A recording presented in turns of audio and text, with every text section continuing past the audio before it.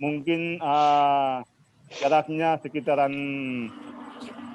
10 kilo Pak di satelit Pak. Iya, di bawah Kementerian Agama Pak. Perguruan tingginya di bawah Kementerian Agama. Saya tugasnya di situ. Iya Pak. Sugeng sore Pak Okto. Kan nih. Nggih saking Dani. Oh Mas Dani, ya. Nggih, sugeng. Nggih mon, nggih. Sebentar.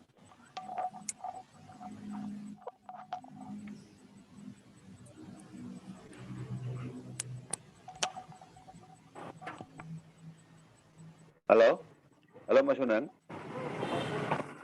Halo? Halo? Halo. Lagi online nih saya.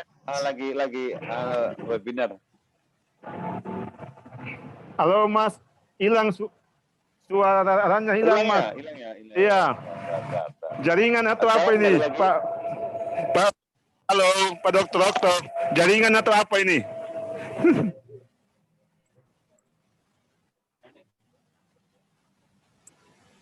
Halo.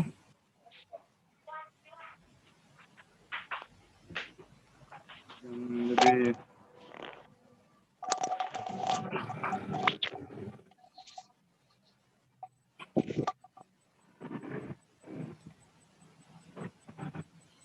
ya, udah masuk. Pak Dani udah masuk. Sekarang ya. Gimana? Sudah jelas Pak Okto? Suara sudah jelas? Suara sudah jelas? Ya. Wajah Pak sudah Tovan? Ya, udah jelas Pak. Untuk Pak Okto? Makalah udah sudah siap. Oke, Sudah ya. nanti kita share ke teman-teman webinar semuanya. Nanti kita mulai pukul 15.30 mungkin 3 menit lagi gitu. Oke. Oh ya. Oke. Undangan itu peserta yang masuk itu sekitar hampir 90 orang gitu. Luar biasa. Luar biasa ini memang. Yang ikut sekarang 44 peserta seperti itu Pak Okto. Oh iya, luar biasa. Dari Manado yang terjauh nih? Lain Manado? Iya, dari Manado hadir Pak. Iya, kan Manado. Pak Dani, panitia hadir. Pak panitia izin. Dari Manado. Salam Maaf kenal. Pak, ya saya. Salam. Iya, salam. Iya, salam kenal, salam sahabat Pak. Salam sahabat. Salam. Ya. Dari Sulawesi Utara. Sulawesi Utara. Ya, Pak, mohon maaf Pak ya, saya tidak pakai saya hanya pakai kaos ya Pak ya. Soalnya Pak ini juga hari libur ini Pak. Enggak apa-apa. Ini saya pakai kaos. Ini boleh kok pakai. Iya, ada di tempat kerja juga ini. Iya Pak. Tidak libur ya Pak Tovan? Ya, untuk kantornya Pak, untuk PNS-nya kan libur Pak, tapi kerja tambahan ini Pak. Ada kerja sampingan Pak, iya. kerja tambahan. Oh, anjing. Pak Tovan ini dosen di apa? Iya, di IAKN Pak. IAKN.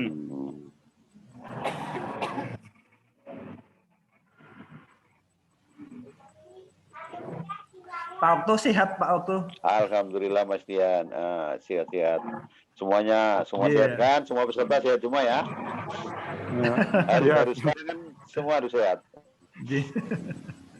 Karena juga ini kondisinya masih merah semua ini. Merah semua. Jadi harus selalu dijaga kesehatannya. Iya. Yang di Jogja harus tidak hanya rapid test ini. Antigen. Manado juga sama Pak. Gitu ya? Pak Dani, Manado juga sama Pak. Zona tidak nyaman juga ini Pak. Jadi memang kita harus hati-hati. Makanya saya baru buka masker Pak. Saya baru buka masker tadi. Saya pakai masker tapi baru karena udah dalam Zoom jadi saya lepas masker. Ini kan di dalam ruangan sendiri. Ya, ya jadi Jogja antigen ya. Harus semua, dan ini perintah dari Presiden, semua daerah di Indonesia harus antigen tesnya gitu. Jadi bukan hanya Jogja sebenarnya. Tadi betul Pak, dari Manado juga iya semua. Semua nih nasional Pak. Ya. dari Sabang sampai Merauke ini. Jadi kayaknya hotel-hotel di Jogja yang semula penuh sekarang drop lagi. Oh gitu Nji, Pak. Informasi terakhir. Oh, Ya, Nji. tadinya penuh sudah. Waduh, tadinya sudah mau itu penuh sekarang udah. Suasana di Pulau Jawa bagaimana Pak? Pak Okto, Pak Dani, mohon kabar. Perkembangan di Jawa bagaimana? Udah dalam suasana nyaman atau masih sementara kembang Pak suasana pandeminya Pak? Aduh, suara Jawa masih suasana merah menyala gitu. Oh masih juga ya Pak ya? Ya, masih lah. Ya. Masih Pak Tovan, masih gitu semuanya gitu. Nah, yang Kalau makanya yang penting memang dia punya puncak ini Pak, naik ini. Udah tinggi nih Pak, udah semua rumah sakit rujukan semua. Karena sudah pukul 15.30, sebaiknya kita mulai saja Pak Okto dengan ya, peserta moga. yang nanti akan selalu bertambah seperti itu. Terima kasih. Assalamualaikum warahmatullahi wabarakatuh. Waalaikumsalam. Waalaikumsalam. Ya, puji syukur kita panjatkan pada Tuhan semesta alam yang telah melimpahkan kesehatan dan keselamatan kepada kita semua sehingga kita masih bisa hadir dalam acara PR Talks pada kesempatan sore hari ini waktu Indonesia Barat. Nah, alhamdulillah telah hadir di tengah-tengah kita pembicara yang cukup bagus, cukup handal. Beliau pakar di bidangnya yaitu Pak Okto Lampinto selaku pimpinan redaksi Surat Kabar Harian Kedaulatan Rakyat. Sebaiknya kita sapa terlebih dahulu. Apa kabar Pak Okto? Kabarnya? Alhamdulillah baik semua. Mudah-mudahan demikian juga kawan-kawan yang hadir di ruangan Zoom ini sehat-sehat semua gitu. Nah, mudah-mudahan juga dalam kondisi yang fit, siap tempur gitu. Ya, Amin. ya, terima kasih. Ya, amin. Ya, semoga pada Pak Okto dan seluruh peserta webinar pada kesempatan hari ini selalu dalam kondisi sehat walafiat. Amin. Nah, selamat datang pada acara webinar. Ini acara yang terselenggara dari Rumah Media Yogyakarta, sebuah konsultan PR dan media. Nah, acara ini juga disponsori oleh iFrame Multimedia. Kemudian acara selanjutnya adalah akan kita saksikan pemaparan dari Pak Okto Lampinto. Beliau selaku wartawan senior baik di Jogja maupun di tingkat nasional, juga selaku pimpinan redaksi dari Surat Kabar Harian Kedaulatan Rakyat, sebuah surat kabar yang sudah berusia hampir 74 tahun ya Pak Okto ya. 76 ya. Artinya hampir dengan proklamasi juga hadir pula Surat Kabar Harian Kedaulatan Rakyat atau sering disingkat KR yang cukup produktif, cukup informatif dan mengedukasi masyarakat Jogja dan Indonesia secara umum. Nah, untuk lebih lanjut, tema kita pada kesempatan hari ini tentang strategi media relation di masa pandemi COVID-19.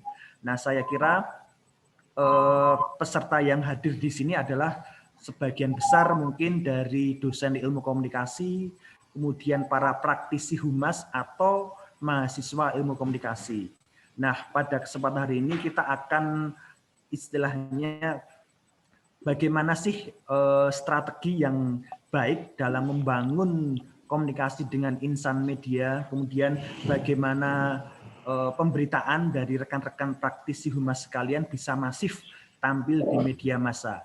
Nah, dua pertanyaan ini sering istilahnya selalu menjadi buah bibir di internal humas, di Pranata Humas. Mereka sering bagaimana sih formulasinya, bagaimana strateginya, bagaimana kiat-kiatnya. Nah, pada kesempatan hari ini, maka kita hadirkan beliau Pak Okto selaku pelaku media, praktisi media untuk memaparkan bagaimana strategi yang mau istilahnya bagaimana media itu bekerja, bagaimana institusi media itu bekerja, kemudian bagaimana humas itu menjalin komunikasi dengan mereka sehingga hubungannya tidak pasang surut dan senantiasa hubungannya selalu baik dan sustainability-nya terukur. Nah, untuk lebih jelasnya pada Pak Okto, saya kira tidak usah saya perkenalkan karena rekan-rekan semua tentu sudah sangat kenal kepada beliau selaku pimpinan redaksi SKH Kedaulatan Rakyat. Kepada Pak Okto, waktu dan tempat kami persilahkan. Terima kasih. Ya, baik Mas Dani dan Pak Taufan, kemudian yang baru saya kenal tadi, kemudian kawan-kawan dari mungkin dosen, mungkin PR gitu. Selamat siang, selamat sore. Assalamualaikum warahmatullahi wabarakatuh. Waalaikumsalam warahmatullahi wabarakatuh. Salam sejahtera, Om Swastiastu, mungkin yang dari Bali kalau ada. Kemudian juga salam kebajikan. Nah, mungkin Mas Dani, saya bisa dibantu dengan makalah saya. Jadi saya beri judul di masa pandemi PR gitu, siapkah bertarung gitu ya. Saya kebetulan saya kenalkan, saya Okto Lambito, saya selain pimpinan redaksi di Kedaulatan Rakyat, saya juga pimpinan. Saya pimpinan redaksi juga di krjogja.com. Jadi itu korannya online Kedaulatan Rakyat gitu. Kemudian kalau mungkin para teman-teman tahu, ada juga Minggu Pagi saya juga memimpin di situ. Nah, mungkin bisa diawali Mas Dani kaitannya dengan makalah saya. Saya kira akan kami share sebentar lagi. Jadi ya, tentu saya juga gembira sekali bahwa ini karena saya mengalami sendiri bagaimana kawan-kawan saya di hampir seluruh di Indonesia ini pada situasi demikian selalu kita kontak meskipun PR dari berbagai instansi gitu. Jadi saya katakan bahwa Ibu sekalian, PR ini ibaratnya sebuah jantung ya dari sebuah organisasi. Dialah yang menstimulasi publik. Dialah yang terus menstimulasi publik dengan informasi yang terus-terusan gitu. Sehingga ini tidak menjadi tidak menjadi artinya organisasi itu tidak berhenti gitu. Jadi ini terus gitu. Saya kira demikian itu. Kemudian kalau kemudian dihubungkan dengan marketing kadang-kadang gitu ya. Marketing kadang-kadang sebentar. Ini kayaknya terganggu oleh jadi kalau kemudian PR tadi dihubungkan dengan marketing misalnya, kadang-kadang PR ini dihubungkan dengan marketing gitu. Padahal sebenarnya kan beda ya, beda gitu. Jadi sangat jauh berbeda gitu PR dengan marketing gitu ya. Halo, saya kira beda antara marketing dengan PR gitu ya. Jadi next Mas, next itu saya bertanda kayak sarung tinju gitu, demikian. Apakah siap bertarung gitu. Next Mas yang gitu. Kemudian jadi itulah kemudian saya menganggap bahwa ada yang kadang menghubungkan antara PR dan marketing. Menurut saya itu beda jauh gitu. Kalau marketing itu urusannya penjualan bagaimana dia omset dibesarkan dan sebagainya. Sementara PR ini bagaimana membuat public trust gitu. Jadi itu kalau sudah trust itu gampang sekali dalam penjualan gitu. Jadi itulah yang kemudian menjadi perbedaan gitu. Jadi mungkin Bapak Ibu kawan-kawan sekalian next ya Mas, tahu bagaimana tugas-tugas PR saya kira sudah tahu.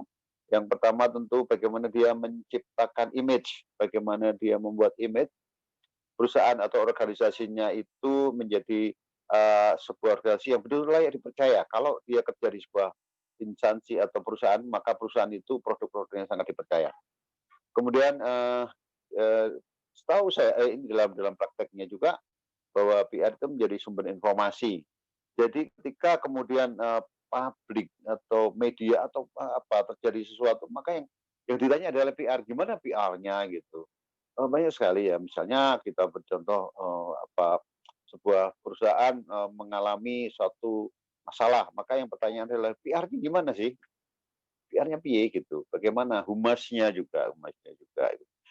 Maka dialah yang menjawab. Ketika, polisi, ada suatu masalah misalnya dengan kemarin dengan, beberapa peristiwa itu, maka kemudian pertanyaan yang menjawab kemudian, humasnya, PR humasnya yang menjawab. Jadi, dia harus melakukan sesuatu jawaban untuk memberikan kesan kepada publik yang baik gitu. Kemudian, yang berikutnya next gitu, yang ketiga adalah menciptakan sebuah ketertarikan publik yang dampaknya adalah, sebuah organisasi, sebuah produk yang luar biasa. Harus dia lakukan begitu, itu. Yang berikutnya, inilah yang kemudian yang saya menganggap bahwa PR itu, membuat empati. Dia harus bertanggung jawab terhadap memberi penjelasan kepada publik, sebuah kejadian gitu. Saya punya pengalaman teman-teman sekalian ketika kemudian ada sebuah, sekolah itu makan makan, sebuah mie instan gitu, tiba-tiba keracunan semuanya gitu. Keracunan, wah PR-nya nih, mie instan apa, kan banyak sekarang ini, mie instan apa yang telah dimakan oleh sekolah-sekolah. Juga, nah dia harus cepat memberikan, penjelasan, bener nggak itu, bener nggak? Kalau tidak ya dia harus cepat-cepat menjawab pada publik, yakinkan bahwa, mie instan itu bukan produknya gitu misalnya gitu, yakinkan itu. Nah demikian juga ada banyak hal yang terkait dengan, eee, apa, eee produk-produk apa yang, membuat, orang bisa distrust itu. Itu teman-teman sekalian, kemudian yang berikutnya, karena itu, eee, apa, tentu next gitu ya, next aktivitas apa yang kemudian, harus dilakukan biasanya gitu ya, PR itu, menggelar konferensi pers, mengundang wartawan dan seterusnya itu untuk misalnya ada suatu, produk dulu ketika masih belum ada pandemi ini. Nah, kemudian juga aktivitas berikutnya misalnya yang secara verbal, misalnya dia harus menulis, dulu saya juga sekarang juga masih saya menerima kiriman, artikel, proposal, presentasi, kemudian, press release, dan, progress report suatu pekerjaan. Misalnya kemarin misalnya ada, mungkin ada dari PR, asuransi. Ada asuransi bukannya asuransi kemajuannya gimana, karena di situasi pandemi ini, asuransi ada yang meningkat gitu, tapi sementara beberapa bank, ada yang kemudian kemarin penurunan dan seterusnya. Nah, kemudian itu yang kemudian dijawab. Kemudian, kalau kemudian, non verbal misalnya aktivitas misalnya, dia mengadakan open house dengan perusahaan, kemudian, mengundang tokoh-tokoh lain atau gathering dan seterusnya. Nah, hal yang harus yang next gitu ya, yang kemudian yang dikesankan oleh PR adalah, bahwa kuncinya adalah komunikasi. Bagaimana, komunikasi itu, menjadi, sesuatu, kunci dalam pelayanan terhadap publik atau perusahaannya. Kemudian, maka, karena dia kuncinya komunikasi, maka yang diperlukan adalah bagaimana seorang PR ini, bisa meningkatkan kepercayaan publik, dengan strategi komunikasi yang efektif dan sehat. Itu tuh intinya gitu ya.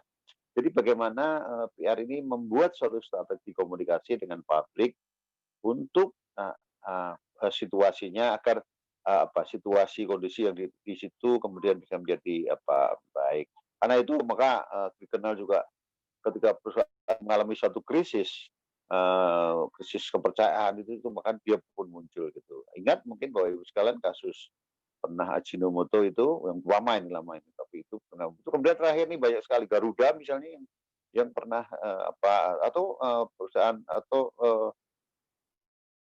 perusahaan penerbangan yang pilotnya terlibat narkoba barangkali gitu, itu kan kemudian, PR-nya kemudian, dialah yang kemudian membuat strategi bagaimana kepercayaan publik harus tetap terbang bersama sama, perusahaan penerbangan tersebut. Nah, kemudian Bapak Ibu sekalian, itu tadi saya kira sekilas Bapak Ibu sudah sangat paham tugas PR ya, apa aja gitu, dan itu sudah menjadi bagian dari, pekerjaan, sehari-hari gitu. Next gitu, Mas Bray. Lalu ketika kemudian pada situasi pandemi semacam ini, apa yang harus dilakukan? Ketika karena biasanya ini apa sebuah perusahaan itu ketika mengalami satu krisis semacam ini, karena ini berkaitan dengan semua masalah-masalah keuangan sangat mundur. Daya beli masyarakat sangat turun, tentu kemudian juga hal-hal yang tadinya harus berkerumun sekarang tidak boleh lagi. Berapa perusahaan-perusahaan yang berdampak itu tentu banyak ya. Karena itu inilah kemudian menjadi satu hal tugas PR bagaimana ibaratnya saya mengatakan itu di situ adalah ibarat pemain bola. Bagaimana dia bisa bertahan, menyerang, kemudian bertahan lagi, kemudian menyerang lagi. Dan intinya adalah bagaimana menghadapi krisis ini bisa tetap mempertahankan kepercayaan publik. Tidak gampang kan? Dan karena apa? Karena begini, Bapak Ibu sekalian, pada saat-saat ketika perusahaan mengalami krisis, apa yang dipotong pertama biasanya adalah bagian promosi. Promosi ya, saya mengalami karena iklan juga di tempat kami sangat turun gitu. Promosi itu pasti, tapi tentu itu bukan berarti kemudian PR terus berhenti menurun, karena kita tahu kan ketika kemudian ada sesuatu yang dilakukan bahwa ketika iklan turun itu tidak berbahaya lagi, maka PR lah yang harus muncul gitu ya munculnya. Nah teman-teman sekalian, karena itulah menurut saya siap bertempur enggak gitu. Maka sosok PR yang dibutuhkan adalah sosok PR yang profesional saat ini, sosok yang betul-betul ia tangguh, lentur, ia tangguh betul ketika pada depan itu, kemudian dia bisa fleksibel, kreatif, dan saya mengatakan sangat perkasa di tempat apapun. Ketika diserang oleh situasi oleh COVID ini, maka dia tetap perkasa gitu. Nah, ini adalah sumber yang stras gitu. Dia membangun kepercayaan betul-betul dan sangat kredibel ketika dia harus bicara itu gitu. Nah, gitu itu ya. Nah, teman-teman sekalian, nah karena itu saya menurut PR itu memiliki caranya sendiri dalam mengelola komunikasi.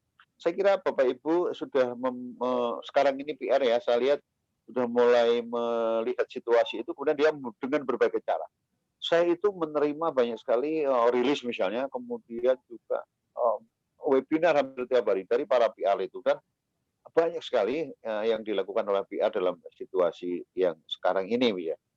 Bagaimana dia menciptakan agar brand perusahaan itu tetap eksis gitu. Nah, maka kalau dulu PR itu tugasnya hanya mengirimkan press release, kemudian memantau, kemudian memonitor, kemudian mengevaluasi, maka di era sekarang ini, di era industri 4.0 ini, di era pandemi ini, sosok PR handal harus tahu bahwa soal new media dia harus tangkas betul.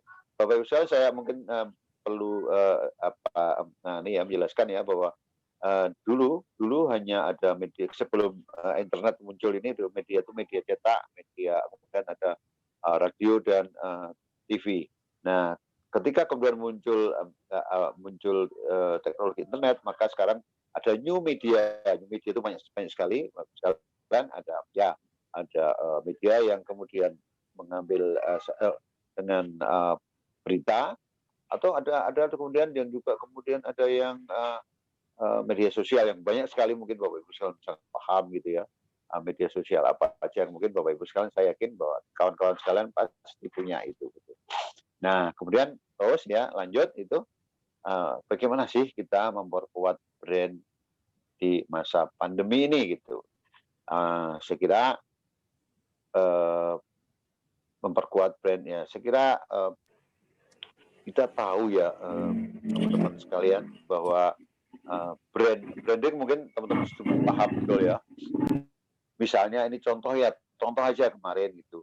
Kita tuh Road Rakyat mengadakan FGD, ada beberapa tawaran di hotel gitu. Tetapi apa yang kemudian kita pilih? Hotel yang misalnya sekarang ini tentu yang protokol kesehatannya ketat. Kita tahu branding itu macam-macam ya. Kalau teman-teman sekalian jalan-jalan di Jogja, Mas Dani jalan-jalan di Jogja, apa masakan apa Jogja sih? Kalau kita bicara gudeg, wah gudeg itu gitu. Kalau kemudian bicara bubur Manado, udah bayangkan tuh Pak bubur Manado dah yang enak anget itu ya. Kemudian juga ada kemudian kalau kita bicara tentang pantai misalnya, Parangtritis itu apa sih? Kemudian kalau itu tuh yang orang ya. Kemudian itu yang misalnya tempat wisata tadi ya. Kemudian kalau tadi di pantai mungkin di Manado itu banyak sekali. Itu apa sih? Kemudian tadi saya sudah minta, atau mana sih ada tempat misalnya orang yang itu di situ ada daging ular, daging macam-macam hewan itu yang aneh-aneh itu, maka langsung jawab, oh Tomohon, nah pasar Tomohon. Nah itu tuh adalah branding gitu ya, branding.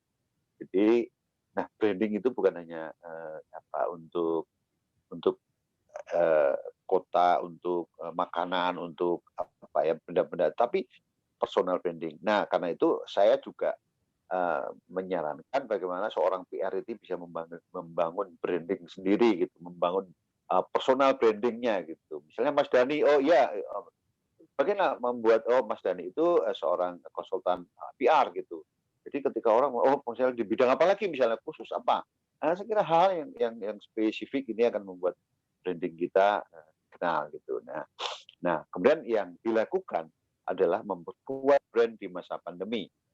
Yang pertama adalah bagaimana komunikasi secara virtual. Nah, kalau semula kita bisa ketemu, kita berkunjung ke media, kita berkunjung ke klien kita. Nah, sekarang tidak lagi. Sekarang harus dengan virtual. Nah, memaksimalkan dengan apa aja yang bisa kita lakukan dengan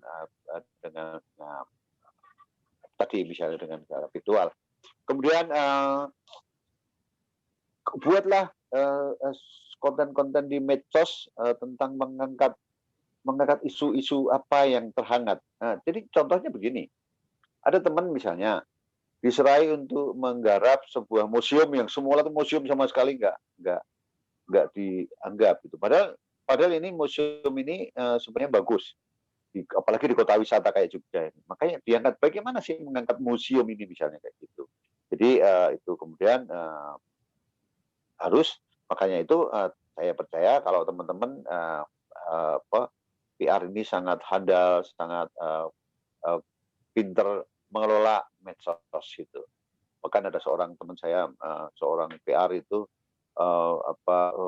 di IG story-nya itu lalu apa aja yang dikerjakan apa aja. Nah itu menjadi evaluasi. Kemudian apa-apa yang isu yang diangkat, isu-isu yang diangkat misalnya isu-isu yang sekarang ini kita tahu ya isu tentang kesehatan dan seterusnya itu, maka itu dia.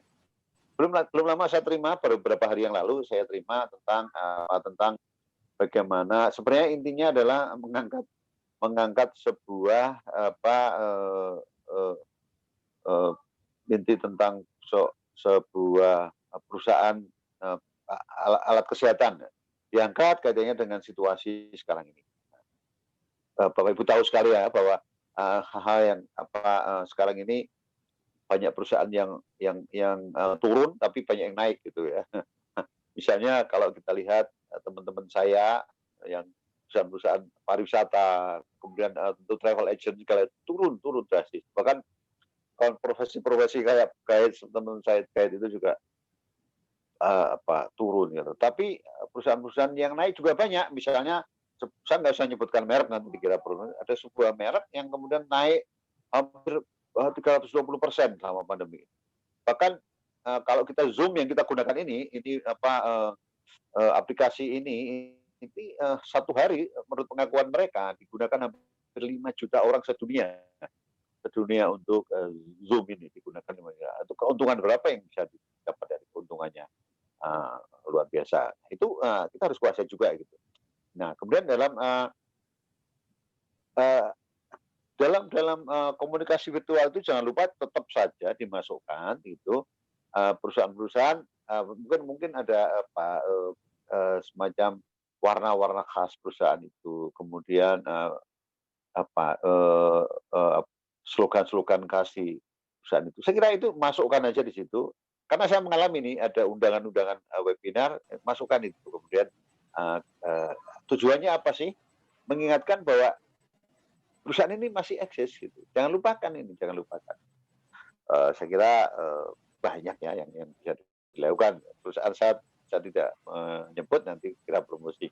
Kemudian event-event di masa kreatif. Nah, kedua, saya pikir menguatkan brand, kita bisa menciptakan sebuah event di dunia maya. Misalnya tentang diskusi kaitannya yang menyangkut dengan kesehatan, menyangkut dengan perbankan, menyangkut dengan pariwisata dan seterusnya. Nah, ini intinya adalah bagaimana mengangkat masalah, kita mengingatkan aja pada ada sebuah brand gitu, ada sebuah branding di perusahaan kita yang tetap ada. Nah, itu yang memang berat itu. Misalnya aja belum lama ini sebuah mall mengadakan konser musik virtual misalnya. Itu juga ada itu. Mengingatkan bahwa mall ini masih ada loh. Kemudian juga selain itu kuis virtual. Nah, ini secara virtual tapi sebenarnya intinya sama gitu. Mengingatkan aja. Kemudian webinar dengan topik-topik yang aktual.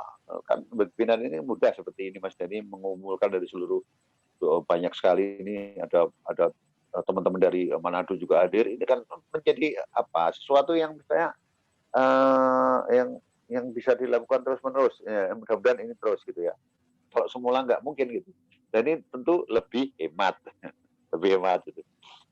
Kemudian yang ketiga adalah reward yang menarik.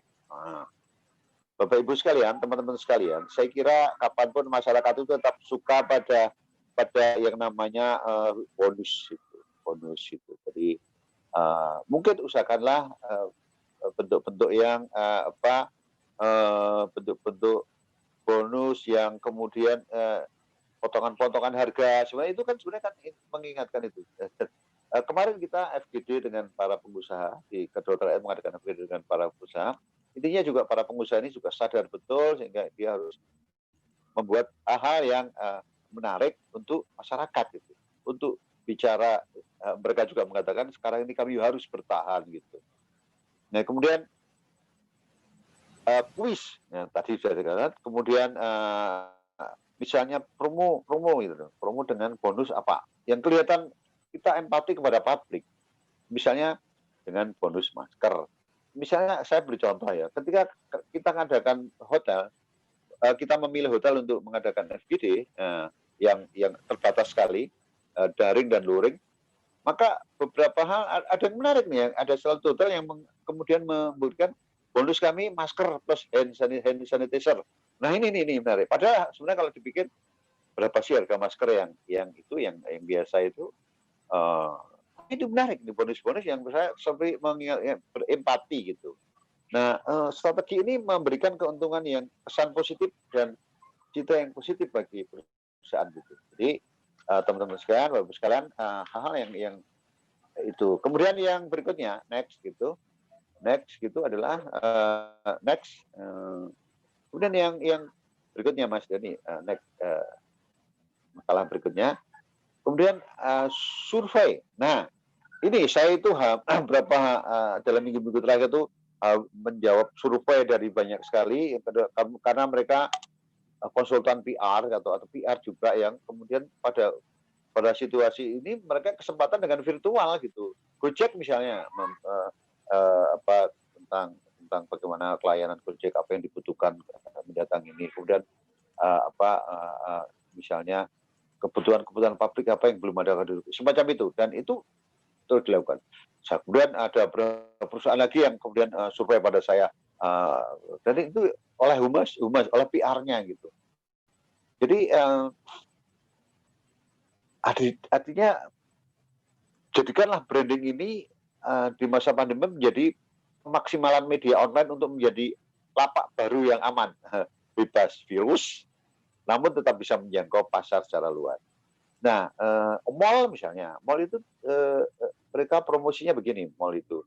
Misalnya dia kalau Anda bermain, mainlah di mall, kami aman karena mall itu sudah ada di mana-mana disediakan hand sanitizer, pencuci dengan sabun dan seterusnya.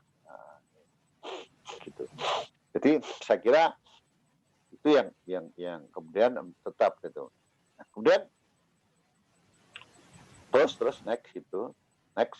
Nah, yang harus kita ketahui, yang harus kita sadari juga bahwa pada situasi semacam ini setiap saat hoax bisa menyergap. Hoax itu bisa dari misalnya untuk pemerintah, humas pemerintah misalnya, hoax untuk pemerintahan itu.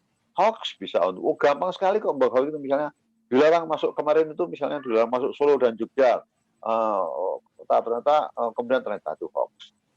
Nah, hoax ini bisa datang setiap saat, bisa datang dari manapun, intinya adalah bisa mempengaruhi situasi organisasi atau instansi atau perusahaan yang kita bekerja. Karena itu siap-siaplah, maka saya katakan tadi seorang PR ya harus siap bertempur di atas ring ibarat petinju menghadapi hoax itu, fake news mungkin juga, atau mungkin ujaran kebencian yang meskipun itu ada undang-undangnya, tetapi juga secara kita juga menjawab juga komunikasi kita harus tetap jalan, bukan hanya mengandalkan itu.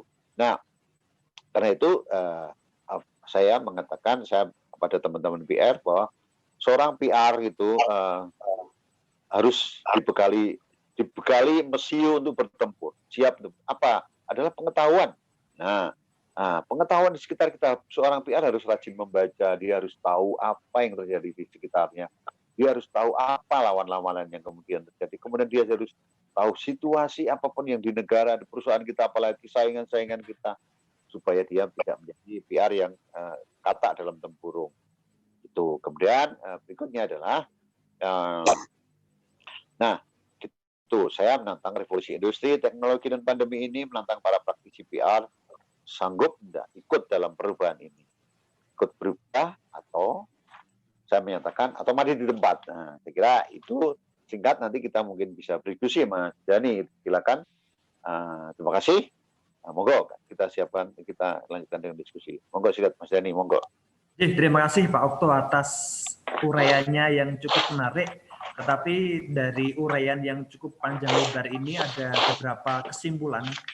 Salah satu hal yang menarik adalah PR dalam situasi kondisi COVID kali ini adalah seperti pemain bola, di mana PR harus mempunyai kemampuan menyerang, kemudian kemampuan untuk defensif, menghadapi krisis, bertahan menghadapi krisis, kemudian memelihara semua kepercayaan publik. Saya kira ini bukan hal yang mudah, tetapi jika kita punya terobosan, tentu akan bisa kita jalankan. Nah, terobosan itu salah satunya adalah bagaimana menjalin hubungan yang baik dengan media massa.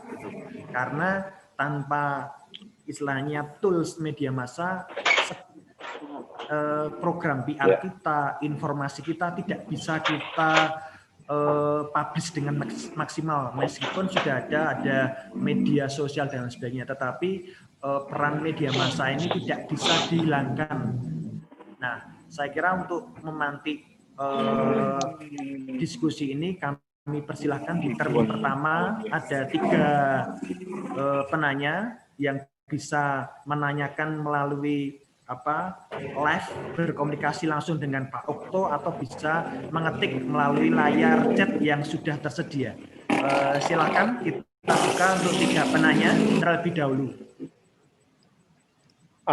Saya izin Pak Dhani, saya dari Manado, Pak. Ya, silakan Pak. Izin Pak Tobat.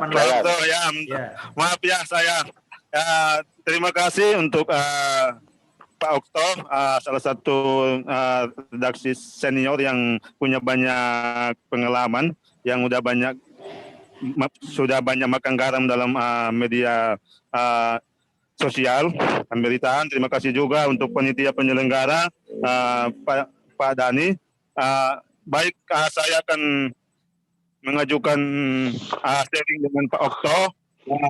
Ini Pak, bagaimana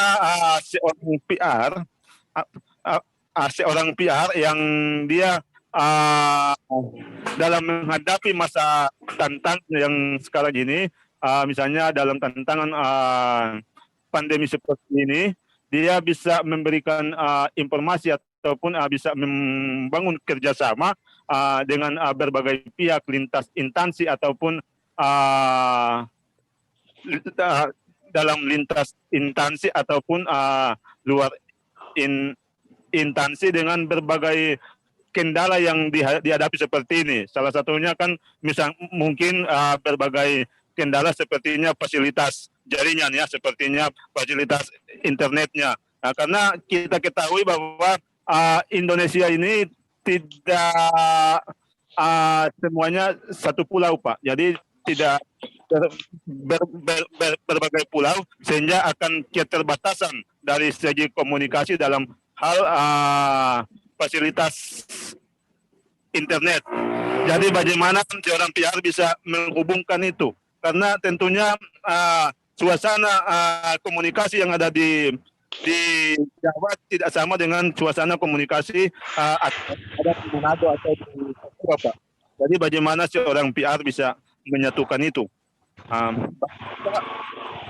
Cukup Pak Tovan? Ya. Cukup pertanyaannya? Oke, satu lagi Pak, bisa Pak? Satu. Oh ya, silakan sekalian. Ya. Jadi langkah strategis apa yang akan dibuat oleh VR agar dapat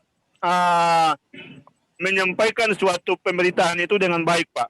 Ya, menyampaikan pemberitaan dengan baik dan dapat mengembangkan ataupun mempublikasikan serta mempromosikan perusahaan yang dia emban. Seperti itu. Terima kasih Pak Dhani. Ya, terima kasih Pak Tovan.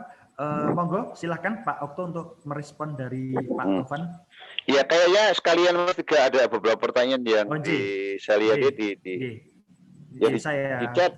Jadi saya bacakan, ada dua penanya. Ini pertama dari saudara Fit Yanuar dari Universitas Syahid Jakarta. Beliau menanyakan apa perbedaan utama antara aktivitas PR sesudah masa pandemik dengan sebelumnya gitu. Jadi perbedaannya aktivitasnya apa sebelum dan sesudah pandemik COVID. Kemudian pertanyaan yang ketiga ini dari Ria dari Kendari, bagaimana mengiklankan produk kita yang notaben yang masih baru untuk bersaing dengan brand yang sudah lebih dikenal dan lebih besar gitu. Silakan Pak Okto. Iya, terima kasih. Tiga menarik semua dari Kendari, kemudian ada di Jakarta, kemudian satu lagi dari Manado. Pak Tovan Manado ya. Saya kira ini Pak Tovan, sesuatu hal yang makanya inilah saya katakan ini menjawab juga dengan tadi ya. Soal PR, bagaimana menjalin hubungan dengan media itu tidak asal aja. Jujur saya di email saya itu banyak sekali kemudian sekarang muncul perusahaan-perusahaan atau teman-teman yang, tapi karena saya tidak kenal, tapi tidak tahu siapa, sehingga saya juga tidak mengangkatnya. Kebetulan saya menjadi pimpinan redaksi di krjogja.com itu online, saya tidak mengangkatnya. Karena saya nggak kenal ini siapa. Dalam bahasa Jawanya Mas Dhani tahu mak beduduk muncul gitu, terus muncul siapa ini gitu. Sehingga teman-teman ini dialami oleh teman-teman pemimpin redaksi yang lain juga kadang-kadang ini sopo gitu. Jadi makanya menurut saya bagaimana sebaiknya kenal tidak sayangkan. Makanya sebaiknya kalau menurut saya bagaimana kita juga menjalin kenal dulu. Kenal tidak harus ngapain gitu. Mungkin sekedar kenalkan saya lewat WA atau kenalan saya gini, kenalan itu cukup gitu. Pak misalnya Pak Taufan gitu, kenalan bagaimana kita menjalin komunikasi dulu dengan teman-teman Pemret gitu. Misalnya itu ini, mungkin Pak Okto mungkin juga menjadi pembicaraan rekan-rekan humas. Jadi kenapa sih saya kok mengirimkan press release lewat email itu tidak dimuat? mungkin itu juga ada yang istilahnya yang sering dirasakan teman-teman humas gitu, sehingga memang sebaiknya tidak harus tetapi mungkin ada tahap perkenalan terlebih dahulu seperti itu, Nji. Ya juga Mas. Apalagi kami media itu yang kalau saya buat ya kalau betul, ya kalau enggak ini siapa? Ini iya kan? Ya, kalau tahu misalnya saya Pak Topan, saya punya ini, tolong biar misalnya dari Manado, saya kenal dulu Pak Topan ini gitu. Atau jadi ada Mas Dhani misalnya, saya tahu gitu. Bisa verifikasi gitu. Iya, Kalau enggak, coba deh gitu. Iya. Kita banyak sekali Mas email di Iya. tempat saya itu. Wah, tapi kan saya tidak tahu. Iya, Pak. Teman-teman Pemret saya kira juga mengalami kayak gitu ya. Jadi kalau kemudian tahu, barangkali kita, oh ya kita ngomong, nggak usah perlu ngapa-ngapain, cuma kita chatting, oh ya apa kabar gitu, sekedar say hello, kan ya penting gitu ya. Jadi Iya. kalau di Jawa itu apa Mas Dani muwongke ya, Nggih, leres. muwongke, Nggih, nguwongke. muwongke. Jadi bagaimana sih kita gampang kok sebenarnya gitu. Saya pimpinan itu pada anak buah juga nguangnya gampang kok. Cuman kita suruh itu kamu ke sana gitu. Mungkin dia menjalankan kayak kemarin misalnya kami mencoba efek itu namanya gotong royong melawan Covid. Jadi kalau orang biasa sudah ya anak buah mungkin berangkat gitu. Anak buah kita tuh kamu itu apa bawa itu. Tapi kalau misalnya kita datang ke buah kita tepuk-tepuk pundaknya, tolong ya kamu bawa ini gitu, tolong bawakan. Mereka akan cepat sekali ngangkatnya misalnya gitu kan. Jadi hal-hal yang saya memanusiakan mereka juga itu perlu, dan itu juga dialami oleh teman-teman gitu. Nah sehingga menurut saya tidak perlu kemudian terus atau apa tadi. Tapi kalau suatu saat ada kunjungan Pak Dani mau kunjungan kemana, tiba-tiba ada media mampir nggak apa-apa, ngomong-ngomong, sekedar ngomong-ngomong aja apa kabar gitu, mampir di media mana gitu. Sekedar pengenalan aja. Jadi ketika kemudian Pak Tovan tadi pengirim apa, mungkin orang dan Pak, oh ini Pak Tovan gitu, oh iya gitu. Jadi bagaimana kita, apalagi situasi kadang-kadang internet nggak bagus ya, tapi mudah-mudahan segera bagus ya adanya BRI sudah membuat itu. Kemudian pertanyaan berikutnya Mas Januar itu Pak Januar, Mas Januar itu misalnya bedanya PR yang dulu dengan sekarang. Oh ya, tentu kalau fungsinya saya katakan tadi sama, fungsinya sama, kerjanya sama. Cuman situasi yang berbeda itu. Jadi misalnya contoh tadi saya katakan, misalnya kalau seorang PR dulu itu harus misalnya branding itu sekarang ini apa-apa medsos. Media juga iya. Jadi lewat media juga, media online kan juga menyediakan itu. Mungkin bisa aja kok hal-hal yang apalagi sekarang ini muncul media semacam TikTok dan seterusnya, itu media sosial yang itu, sehingga itu dan ternyata juga kita manfaatkan. Misalnya anak-anak muda sekarang itu jujur aja malas membaca. Nah kita harus kreatif mengemas media sosial atau mungkin media-media lain, media online juga, untuk supaya mereka tertarik. Nah tentu saja Pak Yanuar gitu, Mas Yanuar ya. Kalau kita katakan itu kita katakan bahwa misalnya ini maaf nih ada gangguan. Jadi misalnya ada kalau dulu tidak dikenal misalnya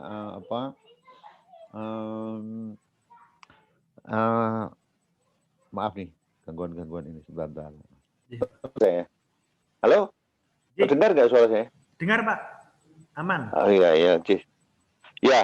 Jadi tadi saya katakan misalnya aktivitas dulu hanya memantau aja. Sekarang kita harus aktif. Tadi saya katakan hoax itu datang secara mendadak, tiba-tiba nyerang saingan perdagangan kita atau menyerang instansi kita. Nah, apa yang kita lakukan? Kita memantau, kita membalas, kita membuat itu. Karena itu muncullah teman-teman sekalian sekarang ada mungkin profesi baru, misalnya buzzer, kemudian influencer gitu. Itu ada bagian dari itu sebenarnya kan mereka kerja untuk humas tertentu ya. Saya nggak sebutkan, tapi buzzer itu sekarang muncul gitu. Jadi memanfaatkan media online, media kegiatan online untuk tetap memperkuat branding. Intinya sama, bagaimana memperkuat branding. Nah, kalau dengan online tentu hemat, seminar aja lebih hemat gitu. Kemudian jadi tadi dikatakan Mas Dani dari Kendari itu apa ya? Ya, ini tentang bagaimana mengiklankan produk yang baru, kemudian bisa bersaing dengan brand yang sudah dikenal dan lebih besar gitu Pak. Nah, ini berat nih. Ya. Tapi kenapa tidak gitu kan? Jadi Sesuatu yang unik. bersaing dengan pemain yang sudah besar gitulah. Artinya startup mungkin melawan unicorn gitu. Kalau startup melawan unicorn. Ya, jadi kalau saya gini, sekarang ini untuk membuat branding itu kan bisa kan, misalnya Anda kan sekarang ada Google aja menyiapkan untuk bisnisnya. Instagram, IG itu juga ada menyiapkan itu. Mulai dari sana. Kemudian mengenalkan ada mungkin Mbak Lia ya. Jadi ini juga bisa mulai dari sana. IG itu sudah ada kan IG bisnis ada muncul. Semuanya ada kok. Kan tinggal kita bisa dan kemudian manfaatkan pada situasi apapun untuk branding itu tadi. Kan belum tentu semuanya yang besar itu awalnya dari yang kecil juga loh. Jangan lupa itu. Jangan kita kemudian langsung ingin menjadi unicorn sebelum jadi melewati menjadi katakanlah tadi startup misalnya gitu. Jadi saya kira itu. Belum lama saya menjadi juri untuk Gajah Mada itu mengadakan namanya Sociopreneur. Jadi itu adalah para anak-anak muda yang entrepreneur anak-anak muda yang ada dibagi dua, satu kick off, satu lagi startup. Kick off itu yang baru mulai. Nah ini saya lihat mereka juga sangat kreatif untuk bisnis dengan memulai dari yang awal-awal. Nah mereka misalnya ya mereka membuat souvenir dari semula tanaman-tanaman yang kecil yang semula tidak di Jawa Barat itu hanya dari lumut-lumut kemudian jadi souvenir yang bagus kreatif dan itu kemudian bahkan sekarang ini dipesan menjadi souvenir untuk misalnya kondangan dan nah saya kira kita mulailah dari sesuatu yang sekarang lebih mudah kok apalagi kalau tadi bergabung di sekarang ini masing-masing dinas koperasi dan UMKM itu punya untuk bisa melangkah dari menjadi jadi seorang yang awal menjadi sesuatu yang lanjut gitu sehingga jadi embrio itu bisa diangkat menjadi lebih besar lagi. Jadi mulailah kalau saya mulailah dari awal-awal dari apa yang Anda lihat dulu, mungkin dari Facebook juga bisa.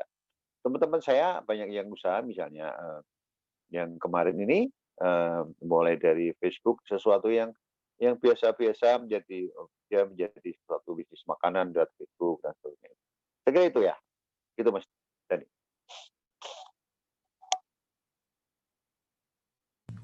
Suaranya terima kasih, terima kasih Pak Okto. Ini ada satu penanya lagi dari Irham Rizkur Rahman dari Untirta Universitas Sultan Ageng Tirtayasa. Ada dua pertanyaan yang ditujukan pada Pak Okto. Pertama, Pak Okto tadi mengatakan bahwa seorang PR harus siap tempur di dalam ring, yaitu melawan hoak. Kemudian pertanyaannya bagaimana apabila hoak tersebut menggunakan kekuatan buzzer? Apakah PR perlu menggunakan kekuatan buzzer juga? Jadi buzzer dilawan buzzer gitu. Itu pertama. Terus yang kedua, di masa pandemi segala kegiatan menggunakan teknologi. Apakah suatu saat pekerjaan PR itu bisa diambil alih oleh robotik seperti itu, Pak? Jadi profesi PR itu apakah bisa digantikan dengan sebuah robot itu? Terima kasih Pak Okto, silakan. Itu betul pertanyaan yang ketika saya bicara soal PR itu banyak pertanyaan gitu, betul dari siapa tadi? Mas siapa yang Mas Bandar? Dari Mas Irham. Irham.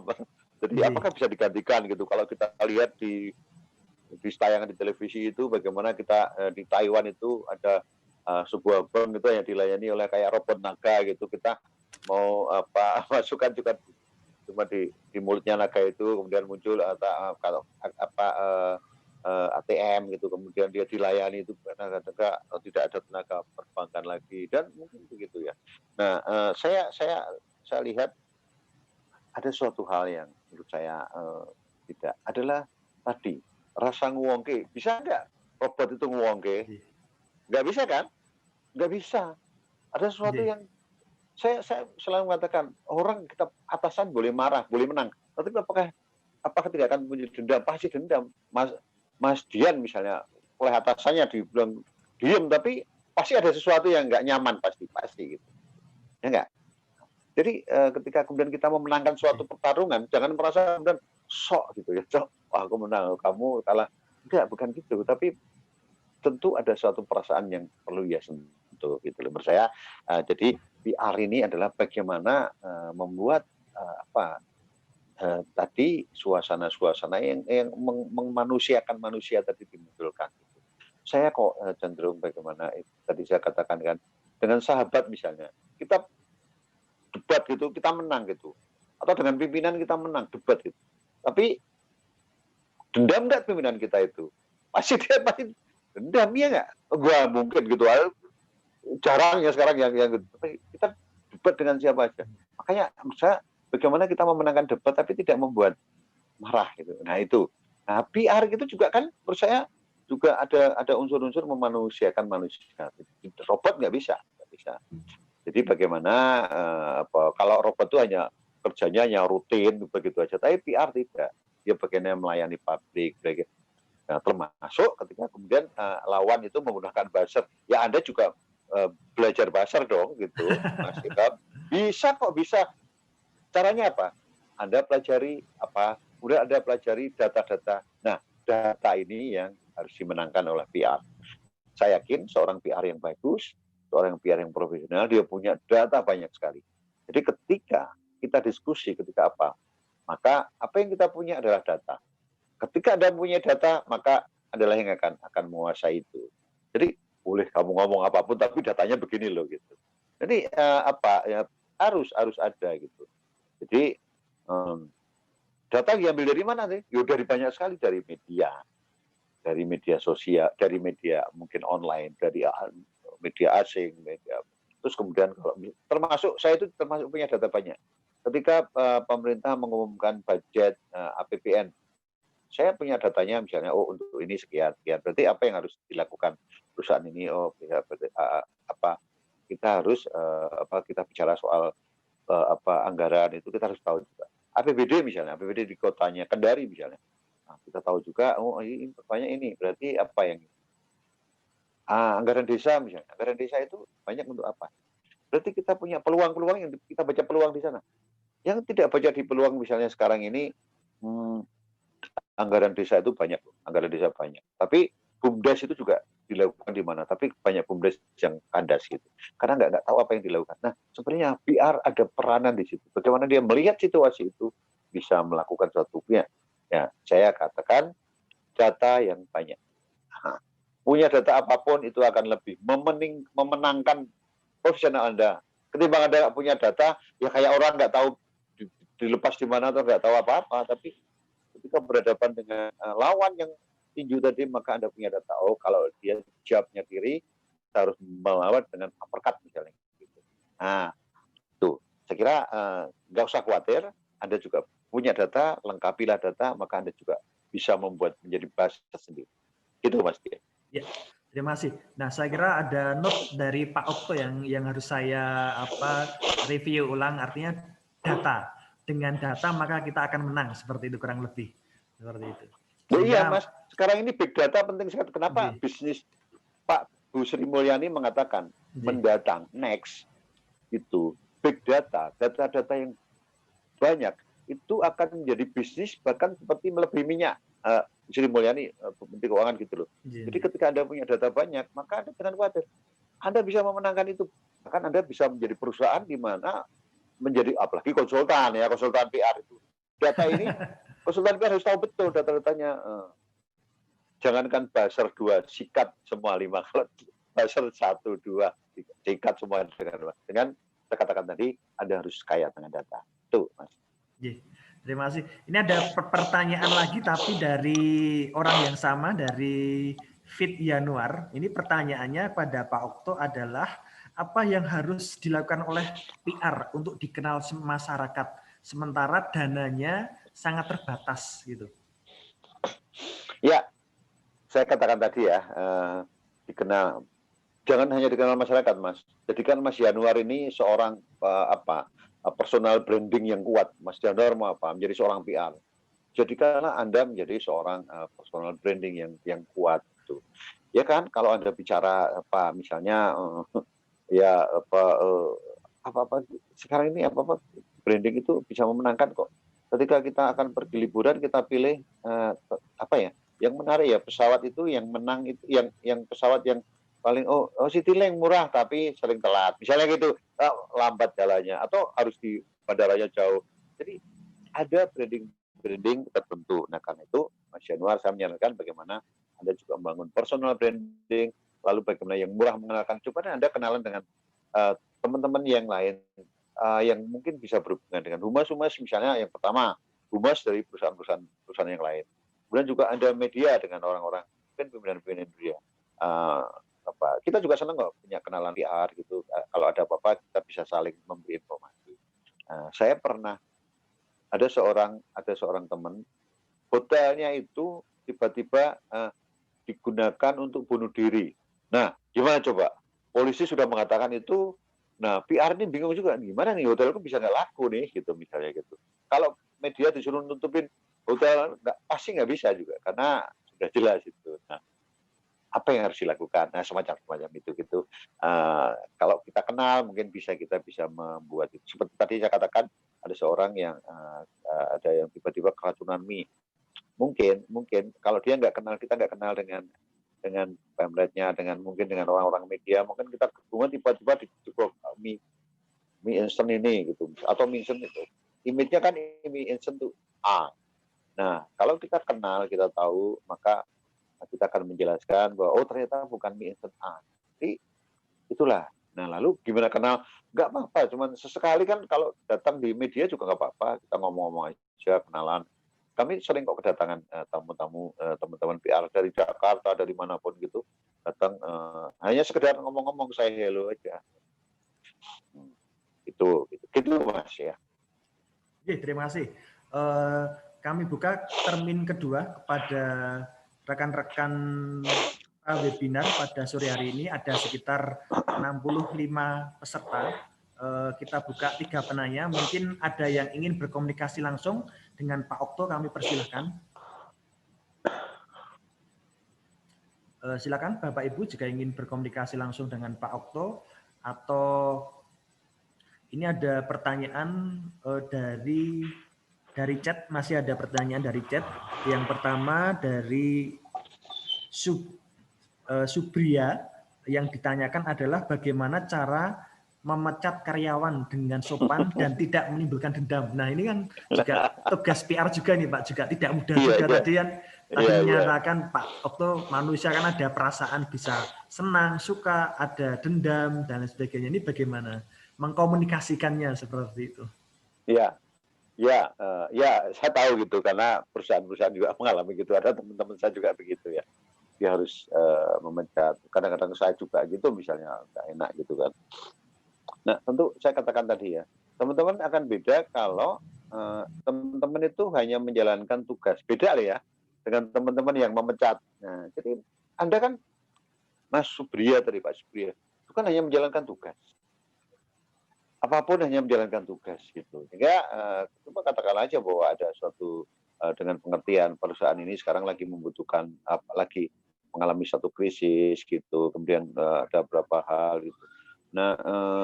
Nah, tinggal orang itu merasa nanti ada orang mengatakan nanti Mas Subria ini mentang-mentang itu terus memecat itu ada dengan Mas Subria tinggal menjalankan tugas. Beda kan?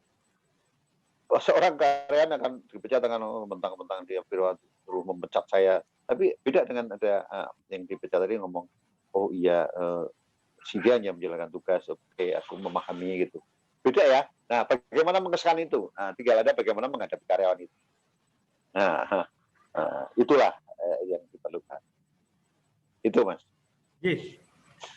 Sekali lagi pada Bapak Ibu yang ingin bertanya, mumpung masih ada kesempatan dengan Pak Okto sampai nanti pukul 17, ada sekitar 30 menit lagi terkait tanya jawab dengan Pak Okto. Saya kira menarik sekali apa yang beliau sampaikan, kemudian bagaimana relasinya antara humas dan media, kemudian bagaimana situasi kehumasan saat ini, bagaimana bertahan di situasi sulit, kemudian bagaimana bisa bertahan menghadapi COVID kali ini. Nah, silakan pada Bapak Ibu yang ingin berkomunikasi langsung dengan Pak Okto, kami persilahkan. Oh, iya, ini ya, saya mungkin ada beberapa hal. Kalau kemudian kita membuat branding itu kan tentu ada kalimat-kalimat yang kemudian di media itu ya, misalnya contoh aja, misalnya Anda humas hotel misalnya, Ya. kalimat-kalimat kan yang branding itu kan, misalnya hotel kami, ada banyak hotel, ketika hotel kami memberikan rasa nyaman dan sehat. Kemudian juga misalnya jus, kita berusaha jus, minuman kami lebih segar dan seterusnya, yang apa, pelayanan kami lebih bersahabat. Kemudian ada hal-hal yang kaitannya dengan makanan, misalnya makanan kami lebih bergizi dan sebagainya. Jadi menciptakan branding, coba pikirkan lagi teman-teman sekalian, branding perusahaan Anda apa? Atau misalnya kalau tadi misalnya mungkin teman-teman sekalian punya klien atau apa, branding apa, maka pikirlah branding apa yang pas untuk dia.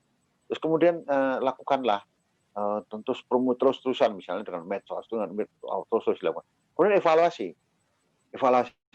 Kalau kurang, tambah lagi frekuensinya. Apa yang dilakukan? Jadi klien-klien tadi akan tentu lebih puas ketika dia tahu bahwa ada usaha-usaha untuk itu. Evaluasi, tambah lagi evaluasi. Nah, kreativitas Anda para PR dituntut untuk itu. Jadi Pak Okto, ini masih ada satu pertanyaan dari Pak Edi Suryanto terkait PR memiliki tugas diantaranya menyediakan informasi sebagai sumber informasi, yaitu dengan menulis artikel. Seolah-olah tugas tersebut menjadi tugas jurnalis. Nah, ini persepsi jurnalis itu seperti menihilkan peran PR itu. Bagaimana tanggapan dari Pak Okto? Mungkin Pak Edi bukan begitu, yang dimaksudkan informasi itu bukan begitu. Contoh ya misalnya kalau ada Anda misalnya ada sebuah, ini nih contoh misalnya seorang PR perusahaan raket misalnya gitu waktu itu, CAT gitu.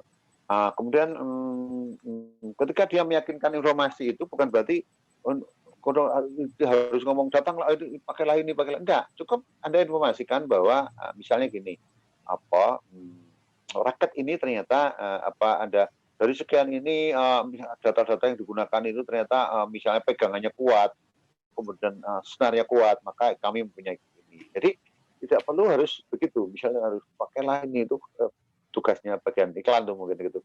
Termasuk juga ada misalnya kalau teman-teman para PR mengadakan suatu konser virtual, atau misalnya dia menjadi, ini contoh nih, ada seorang teman yang menjadi PR sebuah museum gitu. Dia tidak harus datanglah ke museum ini, tidak harus buat Instagram yang begitu, tapi cukup aja tampilkanlah di Instagram itu foto-foto yang bagus, foto-foto yang unik. Kemudian buatlah event seolah-olah ceritakan tentang anak-anak muda ini, tentang data-data tentang museum itu, tentang bahwa dulu misalnya ada topeng yang kemudian data-data tentang topeng itu yang bagus, yang data-data lengkap tentang itu, dan inilah yang kemudian dipamerkan itu. Jadi artinya bukan berarti kemudian menyaingi wartawan, enggak, beda. Jadi ketika kemudian seorang PR juga ditanya, maka dia PR itu akan menjawab dengan data lagi. Seorang PR ditanya itu sumber informasinya memang dari PR gitu. Ketika kemudian seorang PR tidak punya data, maka menurut saya celakalah dia gitu. Artinya dia nggak punya amunisi ketika dia harus bertempur, dia harus bertinju gitu. Jadi dia akan dipukul aja ke sana kemari. Dia tidak punya data untuk membalas. Maka data yang diperlukan adalah bagaimana kaitannya dengan misalnya situasinya itu.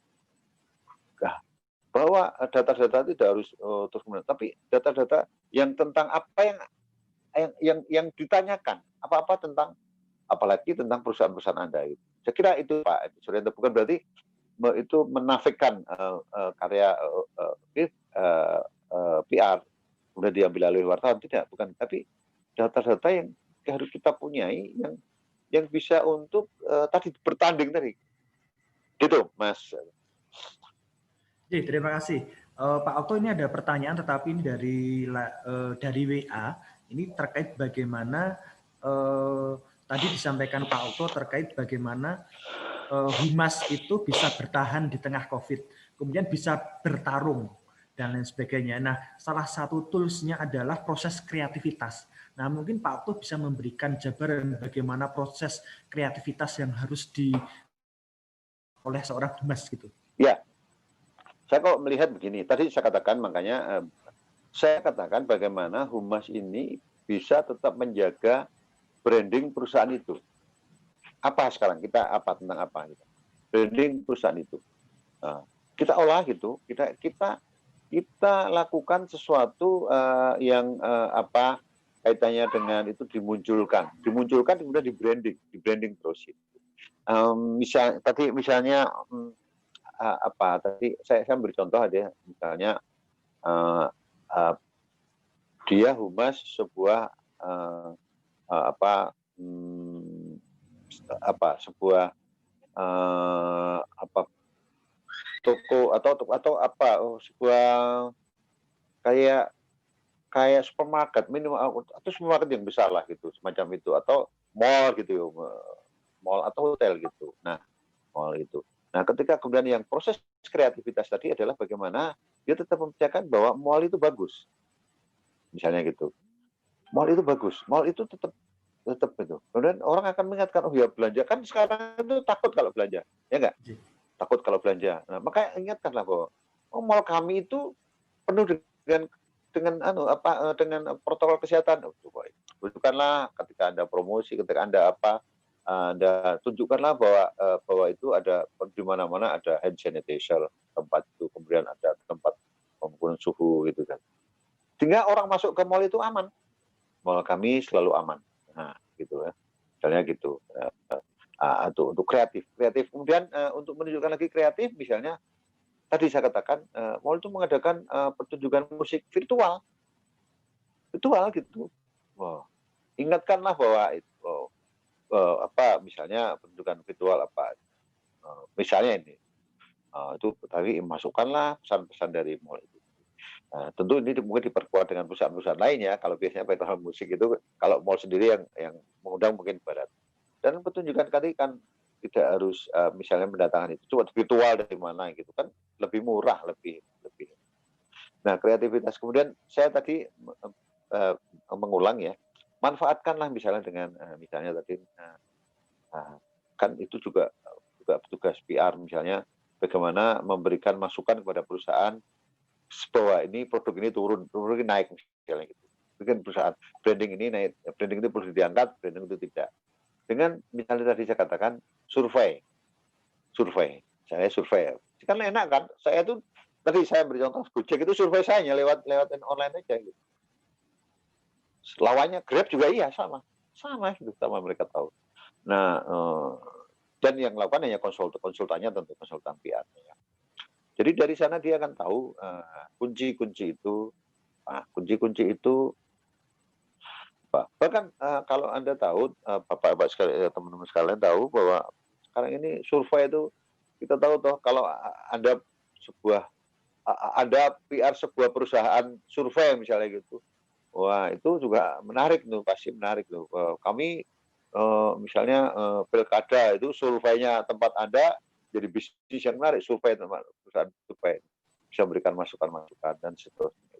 Jadi kalau saya kreativitas itu melihat bagaimana situasinya, bagaimana tetap membuat kepercayaan, percayalah bahwa Anda tadi saya katakan juga perusahaan-perusahaan misalnya bagaimana membangun empati kepada publik, misalnya perusahaan Anda menyediakan untuk yang pengunjung kesekian, misalnya untuk 10 pengunjung atau 20 pengunjung masker misalnya gitu, pengunjung mall masker, atau kemudian misalnya Kalau Anda misalnya kesekian 100, bukan Anda dapat mungkin hand sanitizer, empati kepada itu. Kemudian sekarang ini kita tahu bahwa apa-apa juga situasinya harganya maka kalau Anda punya produk, buatlah kesannya hemat.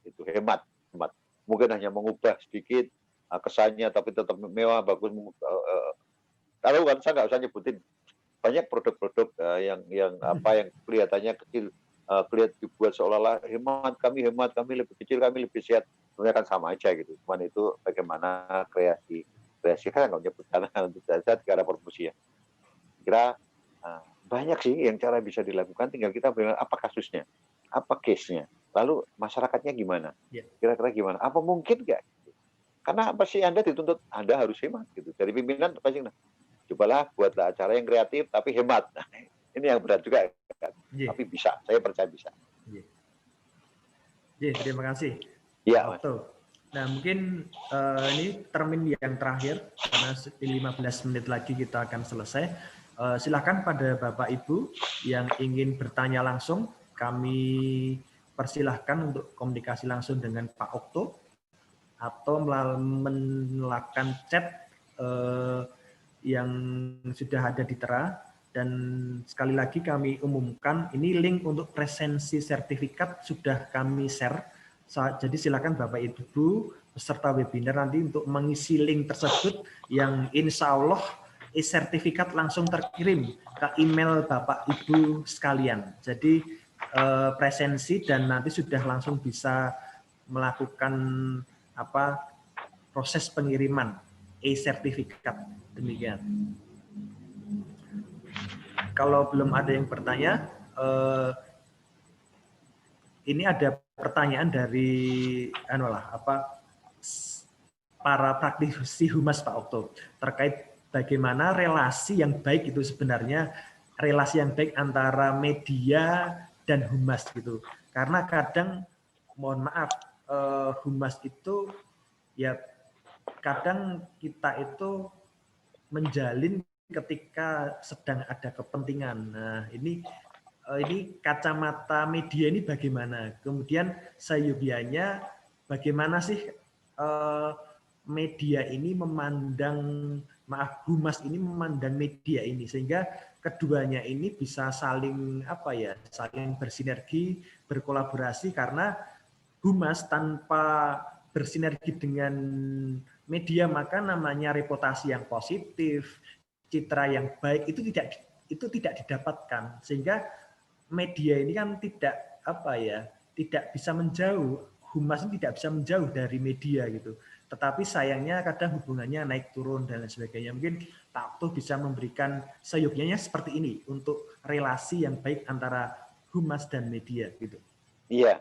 Terima kasih Mas Dani. Saya kira begini ya teman-teman sekalian, saya kira saya katakan bagaimana membangun relasi itu adalah saling mengerti ya, dalam arti jangan kemudian ujuk-ujuk berduduk gitu, terus kemudian dia ngirim email banyak sekali gitu, itu siapa gitu, jadi nggak tahu gitu, sehingga kita biarin aja gitu, kita biarin gitu.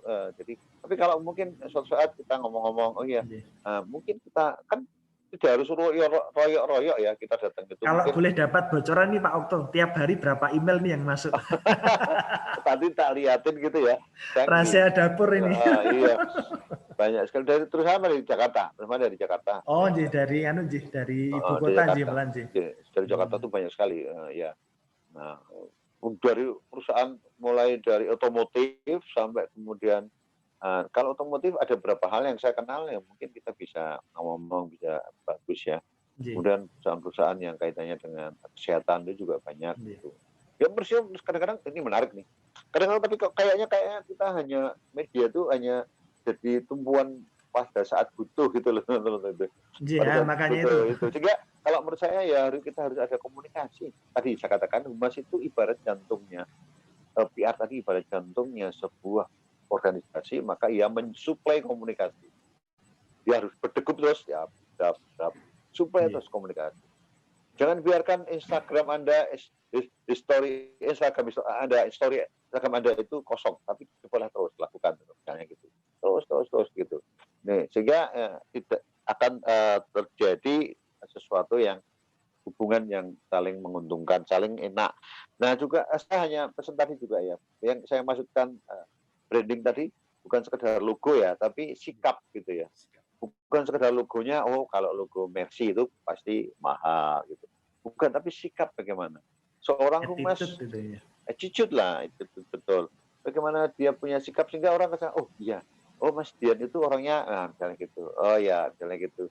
Orang akan mengatakan, buatlah mulai sekarang, para humas, para PR, atau siapapun tidak tuh, buatlah branding Anda, branding yang baik. Branding yang baik tentang apa aja. Oh Anda siap menolong. Oh kalau kita bicara dengan Pak Topan, oh Pak Topan itu orangnya ceplos-ceplos dan enak diajak bicara, misalnya gitu. Oh kalau kita dengan Mas Yanuar, misalnya, oh Pak Yanuar ini orangnya siap menolong. Nah itu membangun branding namanya. Nah kita bangun branding kita.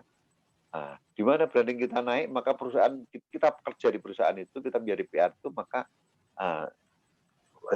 perusahaan itu akan juga ikut-ikutan tertolong dengan branding Anda. Makanya saya menyarankan juga kepada teman-teman PR ini, buatlah branding Anda gitu. Ya mungkin branding tidak harus mungkin suatu saat ya ngomong-ngomong di mana ketemu, ya sesuatu yang lakukanlah sesuatu yang enak gitu.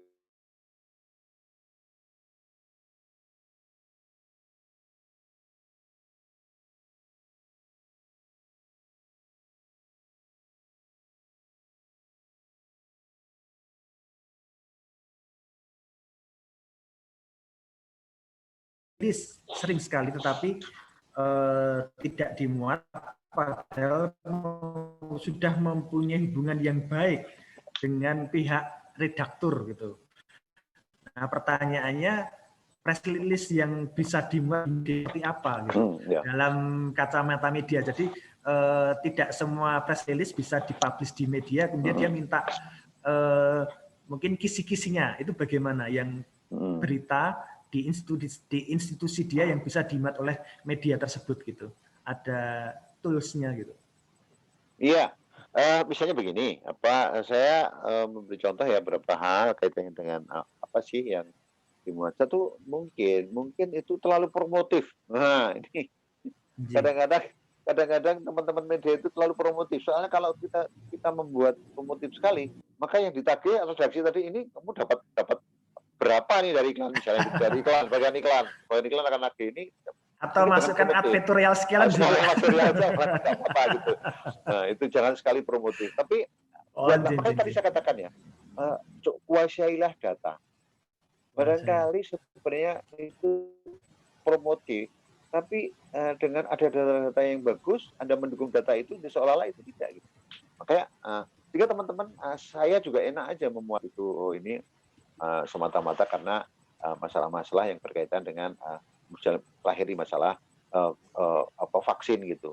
Sekarang ini teman-teman sekalian, kalau Anda tahu juga teman-teman PR ini mungkin teman-teman PR ini dibutuhkan bagaimana vaksin. Orang-orang bingung ketika belum ada vaksin, bingung.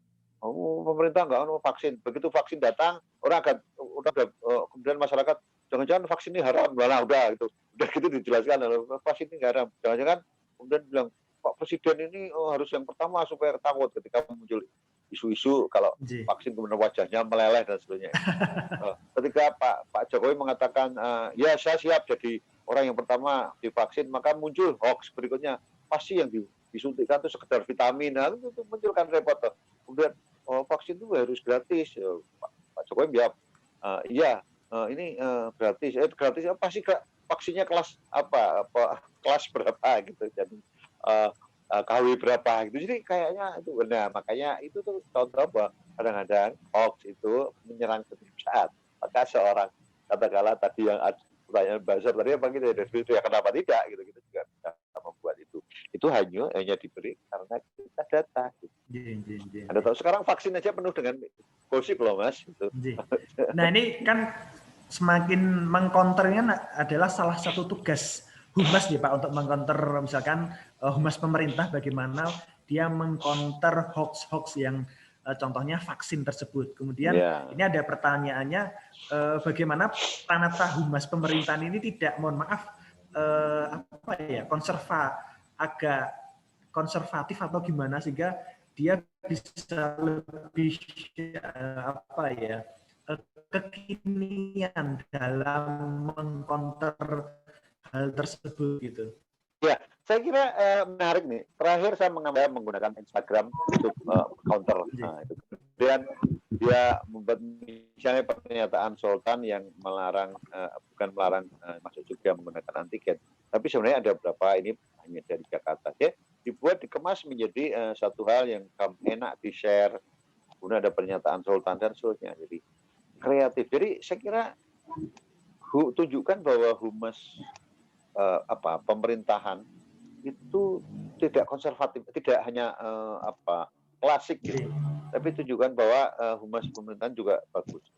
Sekarang sudah mulai kok, saya lihat kalau Mas Dian, kalau Anda lihat tidak seluruhnya sih, memang masih lainnya masih agak klasik gitu ya, tapi ada beberapa hal yang sudah mulai dilakukan. Nah, saya harap ya, ini juga teman-teman tadi yang ini bagaimana ini sebenarnya masih PR itu dibutuhkan sangat banyak, apalagi nanti pasca pandemi gitu ya. Ketika kemudian sudah mulai itu, maka peranan PR akan luar biasa. Bagaimana dia mengembalikan seluruhnya, bagaimana dia berbuat bahwa naik kereta api itu nyaman, bagaimana dia naik pesawat itu sudah nyaman. Maka peranan PR menurut saya nanti sekarang aja sudah sangat dibutuhkan ya, di antara himpitan dana yang mepet gitu ya, tapi juga situasi. Nah, mendatang ini itu peranan PR sangat dibutuhkan. Jangan takut oleh robot, tapi teknologi itu manfaatkan untuk justru itu menjadi kreativitas Anda. Saya kira itu, Mas Deni. Terima kasih Pak Okto. Saya kira ini sudah pukul 17 kurang sedikit. Sekali lagi, sebelum kita akhiri, mungkin ada satu kali penanya dari Bapak Ibu sekalian, kami persilahkan bisa melalui secara live komunikasi langsung dengan Pak Okto seperti Pak Tovan tadi, atau melalui layar chat, silahkan.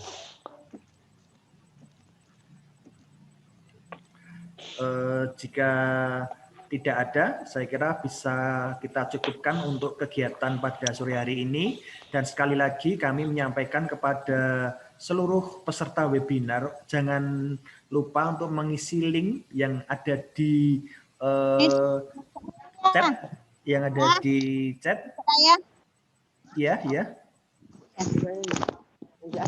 sampai di aja ya. Silakan untuk mengirimkan lagi, ada di link, sudah kita share di link chat. Ini akan ketika presensi nanti Bapak Ibu sekalian bisa untuk mengisi sertifikat e-sertifikat yang nanti akan terkirim langsung ke email masing-masing gitu.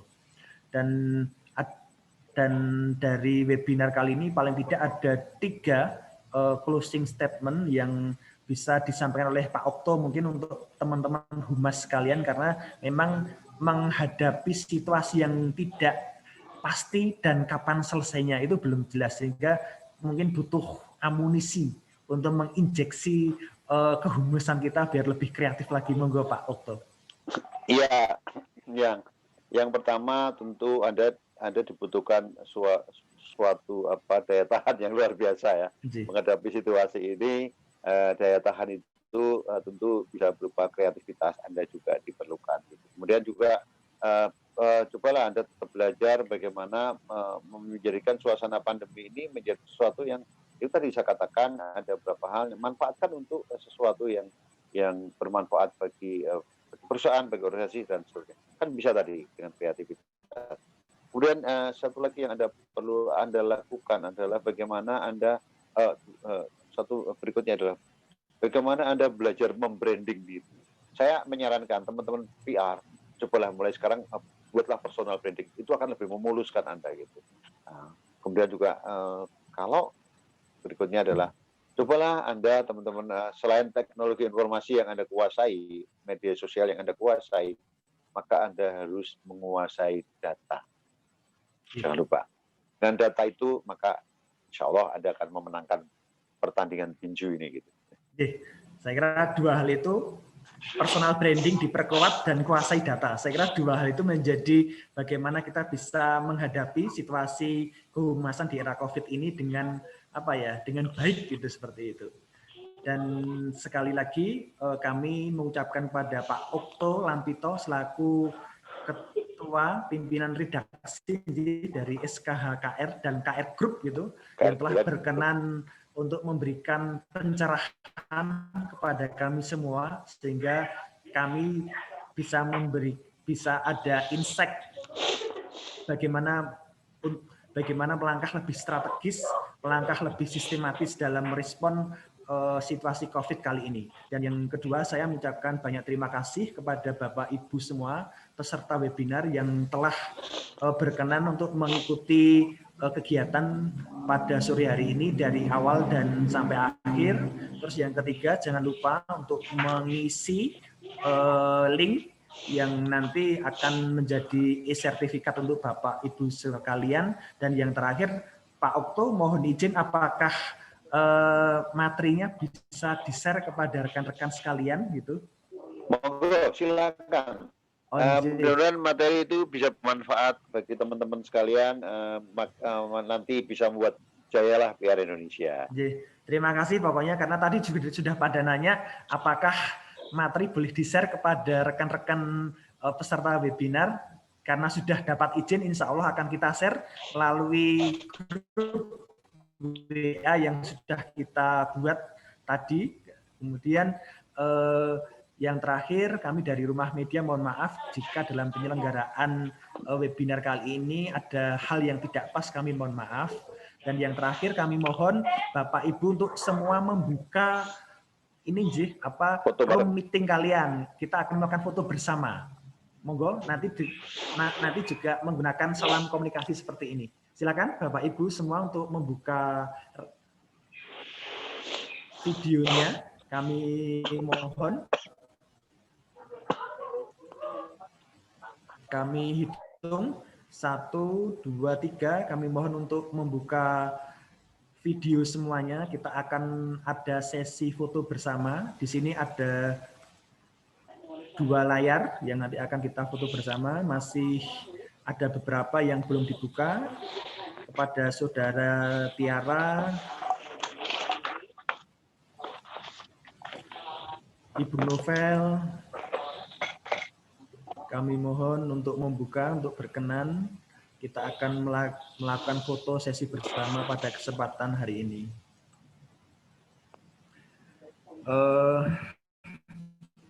Kita mulai dengan menggunakan salam komunikasi seperti ini.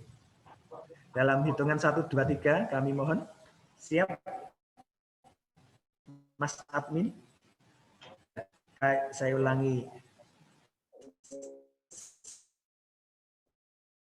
1, 2, 3. Ya, terima kasih. Yang kedua, kita akan foto bersama lagi dengan menggunakan foto dengan salam komunikasi. Kami ulangi 1, 2, 3. Seperti itu. Ya, terima kasih pada Bapak Ibu semua. Semoga nanti kita bertemu di kesempatan yang lain. Kami mohon juga Pak Okto untuk jika kami undang tidak kapok lagi Pak Okto. Siap. Sebagai pembicara seperti itu, karena juga ilmunya harus banyak diwariskan kepada yang lebih muda ini Pak. Insya Allah.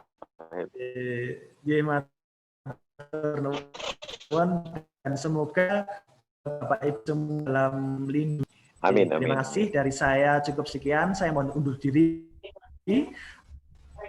Fastabiqul khairat. Assalamualaikum warahmatullahi wabarakatuh. Waalaikumsalam. Thank you Pak Okto, thank you Pak Dani. Terima kasih.